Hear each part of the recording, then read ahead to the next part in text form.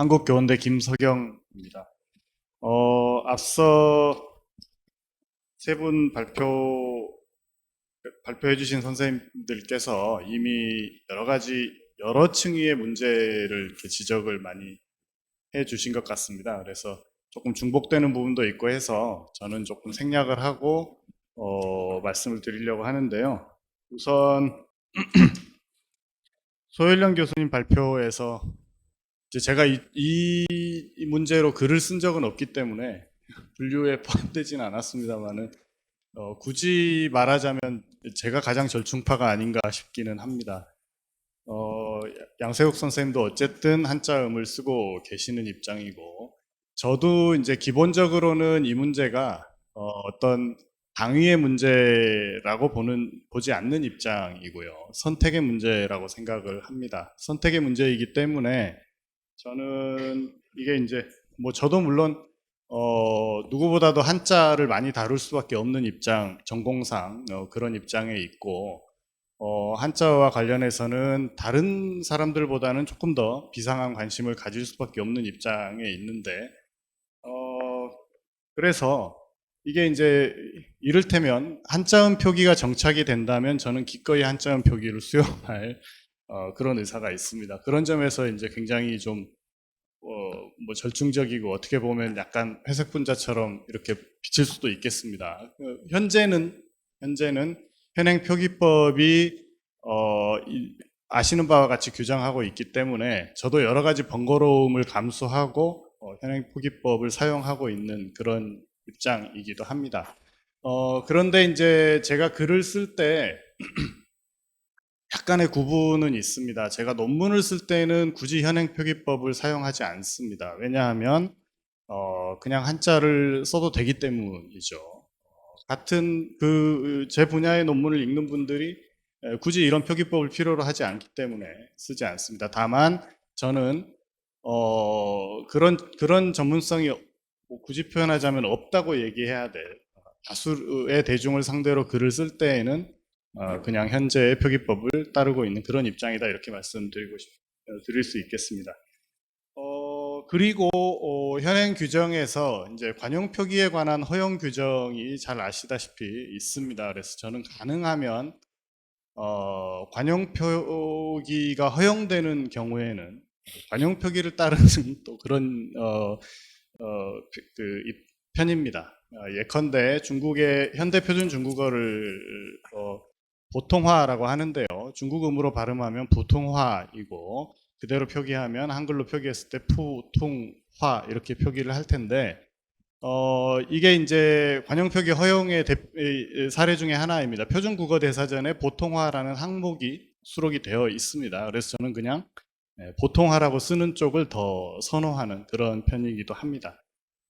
이런 배경을 말씀드린 건 이제 제가 그만큼 좀 뭐랄까요, 어떤 그 복잡한 지점에 놓여 있는 어떤 그런 인간이다라고 하는 걸 먼저 말씀드리기 위함이고요. 그런 점에서 이제 저는 오늘의 논의가 한국 한자음의 사용에 관한 것이기 때문에 제 입장에서는 한국 한자음의 사용에 장애가 되는 문제들을 좀 얘기해 볼 필요가 있지 않을까. 저는 이제 저한테 주어진 역할이 그런 거라고 처음에 이해를 했습니다. 그래서 한자음을 사용하고자 할 때 장애가 되는 문제들이 무엇이 있을지에 대해서 좀 말씀드려 보려고 합니다. 뭐 표기법의 본질이 무엇이냐든지 뭐 목적이 무엇이냐든지 이런 건 이미 많이 앞서 얘기가 됐기 때문에 중복을 하지 않겠습니다. 뭐 프랑스어 경우나 이런 예들에서 알 수 있듯이 표기법은 원음주의라고 우리가 표현을 하지만 원음의 정확한 전사를 목적으로 하지 않는 것이죠. 한국어 사용을 위한 것이고 제가 이제 별 문제는 아니지만 조금 짚고 넘어가야겠다라고 생각한 것은 이 표기법의 사용자 문제입니다. 그러니까 뭐 표기되어 있는 글을 읽는 독자의 문제를 말씀드리는 것이 아니고 이 표기법을 사용해서 글을 써야 되는 사람들 중에 어떤 사람들이 있는지에 대해서 우리가 좀 생각을 해볼 필요가 있겠다. 한자에 익숙한 저 같은 전공자나 혹은 뭐 한자에 익숙한 사용자들만이 이 표기법을 사용하는 것이 아니고 한자에 전혀 익숙하지 않은 사람들도 이 표기법을 많이 사용해서 글을 써야 된다. 그리고 그 중에 이제 가장 많은 수를 차지하는 집단이 아마 언론계 종사자, 미디어계 종사자들일 거라고 생각을 합니다. 이 사람들은 이제 항상 더군다나 가장 일선에서 가장 새롭게 들어오는 이 한자어의 어휘들을, 그 고유명사들을 받아들여서 그걸 한글로 옮겨야 되는 작업을 실제로 하고 있습니다. 그래서 이 사용자들의 입장에서도 좀 생각을 해볼 필요가 있겠다라는 것이 이제 제가 이 부분을 짚고 넘어가는 이유이고요. 그 다음에 2.3절에서 제가 말씀드리고 싶은 것은 한자음 표기를 만약에 이제 우리가 뭐 중국어이든 일본어이든 한자음 표기를 선택하게 된다면 이것은 이제 외래어 표기법에서 따로 외래어 표기법에서 한자음을 쓰자라고 규정해야 되는 문제가 아니라 사실은 외래어 표기법에서 이 언어들을 제외하는 문제에 더 가깝다라는 것입니다. 왜냐하면 현행 한국 한자음을 사용하는 것이기 때문에 특정한 표기의 테이블을 제시할 필요가 없어집니다. 다시 말해서 표기의 문제가 아니다라고 이렇게 표현할 수도, 실제로 그렇게 이제 표현하는 경우도 있는데요. 한자음으로 표기하는 문제는 표기법의 문제가 이미 아닌 것이죠. 그래서 그리고 이제 굳이 말하자면 한국어 어휘 범주를 일반적으로 얘기를 할 때 뭐 고유어, 한자어, 외래어 이렇게 얘기를 합니다만은 이게 이제 외래어의 영역에서 굳이 말하자면 한자의 영역으로 옮겨 놓는 문제가 되기 때문에도 외래어 표기법하고는 관계가 없는 조치가 된다라고 하는 점도 이제 그것이 뭐 옳다 그르다를 말씀드리는 것은 아닙니다. 그런 성격의 문제다라고 하는 점도 우리가 인식할 필요가 있겠다라는 점에서 2.3절을 말씀드렸습니다. 이것은 이제 앞서 뭐 양서육 선생님 발표나 이런 발표들을 통해서 기존의 표기법이 갖는 가장 큰 장점으로 얘기되는 게 일관성이다라고 이제 다른 분들이 그렇게 말씀하신다라고 하는 걸 인용을 하셨었는데 그런 점하고도 조금 관련이 있는 문제입니다. 이거는 이제 외래어 영역에서 한자어 영역으로 옮겨가는 문제이기 때문에 당연히 일관성하고는 좀 거리가 멀어지는 그런 조치가 된다라고 말씀드릴 수 있겠습니다. 그럼 이제 세 번째 3장에서는 한자음 사용에 장애가 되는 문제들을 조금 더 구체적으로 살펴보고자 했습니다. 첫 번째는 오늘날 정보 유입의 매개 언어가 한자음 사용에 큰 장애가 되는 것 아닌가를 짧게 썼습니다만은 앞서 말씀드렸듯이 우리가 기존에 알고 있는 인명이나 지명의 표기가 문제가 아니고 새롭게 들어오는, 새롭게 접하게 되는 인명과 지명의 표기에서 표기법이 오히려 훨씬 더 많은 기능을 하게 됩니다. 그러니까 이 표기법이라고 하는 것이 기존에 우리가 쓰고 있던 인명과 지명의 표기를 바꾸자라는 취지로 만들어진 것이라기보다는 앞으로도 계속 새롭게 인명과 지명이 유입될 텐데 그것을 어떻게 표기할 것인가에 관한 어떤 원칙을 정하자라는 취지에서 만들어졌고, 그렇게 본다면 새로운 인명과 지명을 가장 많이 일선에서 받아들이고 접하게 되는 것은 앞서 말씀드린 것처럼 언론입니다. 근데 이제 언론에 들어오는 그 기사들이 대부분 이제 외신을 통해서 들어오는 기사들이 한자 표기를 가지고 있지 않다는 것이 문제예요. 그러니까 외신은 당연히 이제 뭐 영어라든지 이런 언어로 주로 들어오게 되고, 제가 그 올림픽 선수 명단, 올림픽 같은 행사는 사실 굉장히 큰 국제 행사이기 때문에 원어 표기도 같이 제공되기도 합니다. 근데 제가 이렇게 그 표를 찾아보면 그 역대 올림픽의 선수 명단 표를 찾아보면 종목에 따라서 로마자 표기만을 제공한 경우가 있고 원어 표기를 같이 표기해서 제시한 경우가 있습니다. 그러면 이제 중국 인명이나 뭐 일본 인명도 마찬가지겠고 원어 표기가 제시가 되어 있다면 그 한자음을 읽으면 되니까 한자음 표기를 적용하기가 쉬워집니다. 그런데 로마자 표기만을 제공하는 경우도 상당히 많다라는 것이 문제입니다. 그게 이미 지난 올림픽의 경우는 수시로 국립국어원이 업데이트를 하기 때문에 가장 최종적인 정보라고 볼 수 있을 텐데 그 최종 파일에서조차도 한자 인명이나 이런 게 제시되어 있지 않은 경우들이 상당수 발견이 되었습니다. 그러면 이거는 이제 올림픽 같은 행사의 경우가 그렇다고 하면 언론에 일반적으로 들어오는 기사들 안에서 언급되는 이런 우리가 뭐 누구인지를 찾아볼 어떤 단서가 별로 없는 그런 인명이라든지 이런 건 당연히 로마자로 표기된 그 표기를 따라서 어떤 식으로든 한국어로 표기할 수밖에 없는, 그러니까 즉시성이라고 하는 걸 생각하면 이게 뭐 찾는 데까지 시간이 걸리기 때문에, 확인하는 데까지 시간이 걸리기 때문에 그런 문제들이 있지 않느냐라고 하는 것을 말씀드리고 싶습니다. 그래서 앞서 소연령 선생님도 여러 가지 방언음의 그 차이를 생각하면 한자음을 사용하는 것이 가장 뭐랄까요, 명료하달까요? 이런 취지로 말씀을 해주신 바 있고, 양세국 선생님도 한자음 표기가 가장 편리하기 때문에 한자음을 쓴다라고 말씀을 해주셨는데, 이 두 분 말씀의 전제, 저는 제 입장에서는 충분히 공감이 됩니다. 저도 그렇게 하는 것이 제 입장에서 가장 편하긴 합니다. 근데 그 전제는 뭐냐면 우리가 그 인명이나 지명의 한자를 알고 있다라고 하는 것이 전제입니다. 그러니까 한자로 무엇인지를 알고 있는 인명이나 지명의 경우는 아무 문제가 없고 오히려 한자음 표기가 편할 수 있습니다만은 그렇지 않은 정보들을 우리가 어떻게 처리해야 되느냐라는 문제, 한자를 가지고 있지 않은 한자어의 그러니까 고유명사의 정보를 즉각 처리해야 될 때 어떻게 처리해야 되느냐의 문제는 여전히 남아있는 문제가 될 수밖에 없다라고 이렇게 말씀드리고 싶습니다. 그 다음에 두 번째는 동아시아 언어별 편차에 관한 것입니다. 이게 주로 한자음 표기를 할 것이냐 아니면 소위 말하는 원지음 표기를 할 것이냐의 문제가 제기되는 것은 주로 중국어인 것 같습니다. 왜냐하면 중국의 인명과 지명에 대해서 그러니까 제가 느끼기에는 그렇습니다. 우리 언중들의 감각이 한자음으로 읽는 것이 여전히 뭐랄까요? 그러니까 그 한자음으로 읽는 어떤 습관에서 여전히 많이 벗어나지 않은 상태에 있기 때문에 그런 것 같습니다.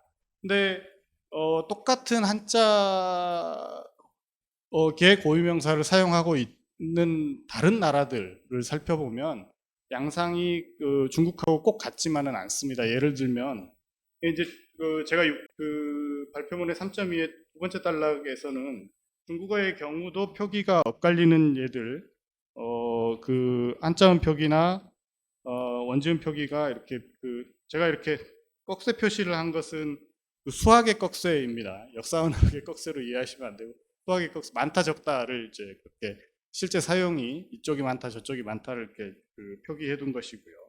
그래서 그게 이제 중국어의 경우는 그래도 좀 이렇게 저렇게 엇갈리는 양상들이 많이 나타나는데 일본어의 경우는 뭐 결과론이라고 말씀하실 수도 있겠다고 생각을 합니다. 일본어의 경우는 어쨌든 압도적으로 원지음 표기가 많고 그것이 어쨌든 표기법 적용의 결과로 정착을 해서 그렇게 된 것이다라고 말씀하실 수도 있겠는데요. 제가 여기서 말씀드리고 싶은 것은 지명의 경우, 특히 인명보다도 지명의 경우로 가면 제가 뭐 먼 과거까지 알 수 있는 입장이 아니기 때문에 조금 확인이 어려운 면이 있긴 합니다만은 예컨대 아오모리를 청삼이라고 표기를 하거나 청삼이라고 부르거나 혹은 가고시마를 노기도라고 이렇게 부르거나 노가도죠, 노가도. 예. 그다음에 오키나와를 충승이라고 부르거나 이런 경우는 일단 현재 시점에서 거의 확인되지 않고 있고요. 과거에도 우리에게 많이 알려진 지명들을 제외하면 그렇게 일반적이지는 않았던 것 아닌가라는 의구심을 좀 개인적으로 가지고 있습니다. 그러니까 정말로 아오모리보다 청삼이 더 일반적이던 그런 때가 있었을까? 이거에 대해서는 뭐 제가 잘 모르는 부분이기 때문에 이따가 토론 시간에 좀 확인을 해주시면 좋을 것 같습니다. 아무튼 제가 현재 시점에서 살펴봤을 때에는 일본어의 경우는 훨씬 더 한자음 표기로부터 많이 멀어져 있다라고 하는 것이고요. 그 다음에 사실 이게 관계가 없다고 보시기 때문에 언급이 안 되는 것인지 아니면 기존의 논의에서요. 아니면 여러 가지 논의가 복잡해지기 때문에 언급을 안 하시는 것인지 모르겠습니다만은 사실 베트남어라든지 혹은 이미 앞에 소율령 선생님 말씀하셨던 싱가포르나 말레이시아의 중국어계 인명을 사용하는 한자어계 인명을 사용하는 분들이라든지 이런 경우도 사실은 다 이제 그 한자음 표기를 한다 그러면 한자음 표기가 적용돼야 되는 대상이 됩니다. 그런데 싱가포르나 말레이시아를 제가 뒤에 썼습니다만 먼저 말씀을 드리면 마찬가지로 싱가포르나 말레이시아의 인명의 경우도 로마자 표기만이 확인될 뿐 한자 표기가 확인이 잘 안 되는 경우들이 생각보다 물론 제가 여기 7페이지에 예시한 이거는 이제 국립국어원에서 로마자 표기만을 가지고 있었던 자료여서 이렇게 예시를 했는데 이걸 제가 찾아보면 찾을 수는 있는데 굉장히 번거롭습니다. 제가 뭐 중국 사이트, 중국 포털, 그 다음에 구글 뭐 등등을 아주 복잡하게 활용을 해야 이 한자 표기를 찾을 수 있는 경우들이고요.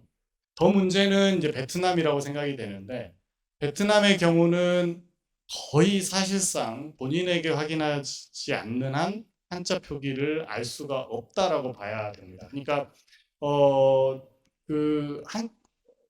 뭐랄까요? 한자를 문자로 사용하지 않을 뿐만 아니라 베트남에서는 한자를 가지고 뭔가 이름을 짓는다든지 한다든지 이렇게 생각하는 관념 자체가 별로 없기 때문에 이 글자가 무슨 글자냐라고 하는 것은 직접 본인에게 확인하기 전에는 어디에 표기된 걸 찾아보기도 어렵고 인명의 경우에 그런 문제들이 있습니다. 그러니까 똑같은 한자어이지만 언어에 따라서 우리가 적용을 할 때, 한자음을 적용하고자 할 때의 문제입니다. 적용을 할 때, 아주 일관되게 똑같이 적용하기 어려운 점이 있다라고 하는 말씀을 드리고자 했던 것이 3.2의 내용이고요. 3.3의 내용은, 앞서 말씀드렸던 것처럼 한자 인명이나 지명을 한자음으로 표기한다라고 하는 것은 동아시아 언어, 특히 이제 뭐 중국어 내 방언 간의 어휘 차용에서도 많이 나타났던 사례이고, 동아시아 언어에서도 기존에 많이 있었던 사례인데, 소위 말하는 문자를 매개로 한 차용입니다. 한자를 매개로 한 차용인 셈이죠. 그런데 3.3에서 제가 말씀드리고 싶은 것은 문자를 매개로 하지 않은 차용이 많이 일어날 수 있는 환경이 조성되고 있다라고 하는 것도 우리가 현실의 문제로 좀 고려를 할 필요가 있다라고 하는 것입니다.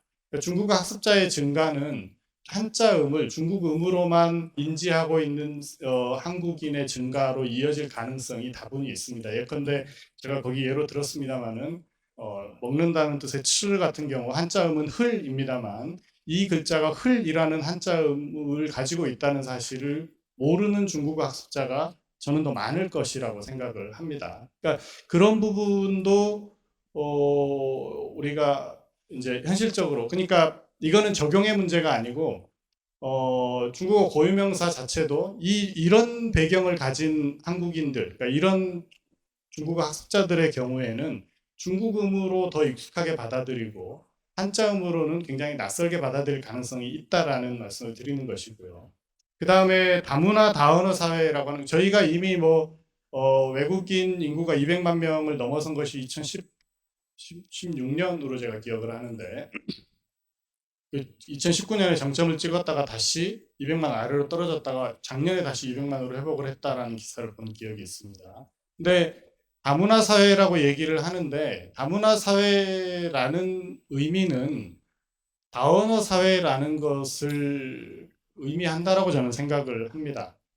이 부분이 이제 아직도 저는 다문화 인식에서 조금 저희가 충분히 갖고 있지 못한 부분이 아닌가라고 생각이 되는데 이를테면 중국어는 한국의 언어 중에 하나인 것이죠. 사실은 과거부터 한국에서 사용되는 언어 중에 하나였습니다. 소위 말하는 이제 저희가 구화교라고 얘기하는 그 화교 커뮤니티에서 중국어는 사용되고 있었지만 우리는 어쨌든 우리 사회의 정체성을 단일민족 사회로 이렇게 규정해 왔기 때문에 한국의 언어가 여러 개다라고 생각하지 않았던 것이죠. 근데 지금은 그보다도 훨씬 더 많은 중국인 커뮤니티가 곳곳에 형성이 되었고, 그러다 보니까 저희가 피부로 느낄 수 있을 만큼 한국 내에서 중국어가 또 하나의 언어로 사용되는 그런 커뮤니티가 존재합니다. 그리고 거기에는 한자음, 중국식 그 발음 뭐 이런 것들을 사용한 각종 간판이라든지 뭐 이런 표기들이 매우 복잡하게 혼재한 양상을 보입니다. 그러다 보면 이제 그 고유명사에 대해서도 저 중국음으로 더 익숙하게 느끼는 그런 경향들이 발생할 가능성이 있다라는 점을 저희가 함께 고려를 해야 되지 않을까라는 생각을 합니다. 고유명사의 예는 아니지만 예를 들어서 똑같은 음식인데 과거에 이제 구화교 시기에 이미 정착한 음식 멘보샤 같은 경우는 면포하라고 쓴 경우는 별로 보질 못한 것 같습니다. 마라탕 같은 경우도 최근에 들어온 사례인데 마라탕이라고 쓰지 이걸 마랄탕이라고 쓴 경우도 별로 보지 못한 것 같습니다. 근데 또 특이하게도 양로우찰 같은 경우는 이게 한자음으로 표기하면 양육봇이 되는데 이 경우는 양로우찰이라고 쓴 경우도 잘 없고요. 양꼬치라고 씁니다, 그냥. 물론 이제 뭐 간혹 가다가 저 상점 같은 데 보면 이제 아마 중국계 분들이 하는 상점으로 진작이 되는데 찰디엔이라든지 뭐 이런 한글 표기를 해놔 가지고 굉장히 사람을 당혹스럽게 만드는 경우들이 있긴 합니다만 어쨌든 그래서 이것은 결국은 이런 그 한자를 매개로 하지 않은 언어 접촉의 과정에서 어떤 것은 그냥 의역이 되기도 하고 어떤 것은 그냥 중국은 그대로 정착을 하기도 하고 또 뭐 제가 사례를 여기서 제시하지는 못했습니다만 한자음으로 표기하는 경우도 있을 수 있을 것 같고요. 그래서 이것은 결국 이런 접촉의 과정에서 다양한 선택들이 이루어질 수밖에 없지 않는가라는 것이 이제 제 생각입니다. 그래서 어문 규범이 조금 이제 마무리를 해야 돼서 급하게 말씀을 드리면 어문 규범이 이런 모든 것들을 규정하거나 뭐 이렇게 하려고 하기보다는 어쨌든 한국인 입장에서 어떤 것이 자연스럽다라고 느끼기 때문에 그쪽을 더 많이 사용하는 것 아니겠습니까? 그러면 그런 그 자연스러운 사용이 가능하도록 이렇게 조금 어, 뭐랄까 조금 여지를 좀 많이 열어주는 것이 더 바람직하지 않은가라는 생각을 하고 있습니다. 예, 이상으로 발표를 마치겠습니다. 감사합니다. 예, 수고하셨습니다.